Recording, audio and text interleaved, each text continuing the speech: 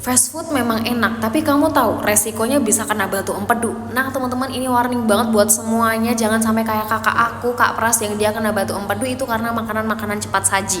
Jadi memang sering banget itu makan makanan yang kayak cepat saji, terus makanan-makanan yang berlemak, yang itu mengandung pemicu batu empedu. Dulu waktu itu hampir nggak tiap minggu, sering banget itu Kak Pras waktu itu makan fast food. Kayak apa contohnya ya teman-teman, burger, ayam goreng, kentang. Nah lama-lama ternyata perut di kanan atas tuh sering nyeri, sering mual.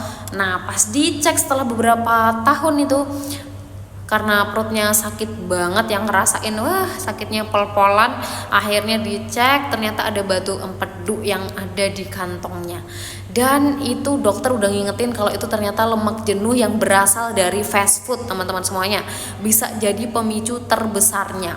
Teman-teman tahu berapa kantong empedu yang ditemukan yang di USG itu ada berapa di Kak Pras?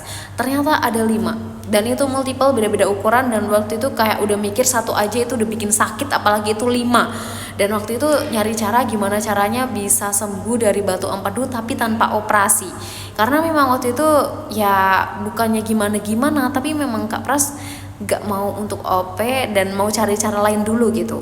Dan waktu itu entahlah dia mau cari cara alternatif atau apalah waktu itu, dan akhirnya nanya-nanya ke orang-orang terdekat. Dan waktu itu untungnya dikasih tahu sama seniornya untuk konsumsi herbal, namanya herbal Zeriva, yang waktu itu udah dikonsumsi juga sama temennya Kak Pras ini, dan alhamdulillah udah sembuh juga. Dan akhirnya Kak Pras ngikutin langkahnya dong, ngikutin caranya, gimana cara minumnya, pola makannya kayak gimana. Dan waktu itu alhamdulillah teman-teman semuanya, Kak Pras itu bisa sembuh dari batu empedu, dinyatakan bener-bener batu empedunya hilang di 3 bulan kurang lebih konsumsi.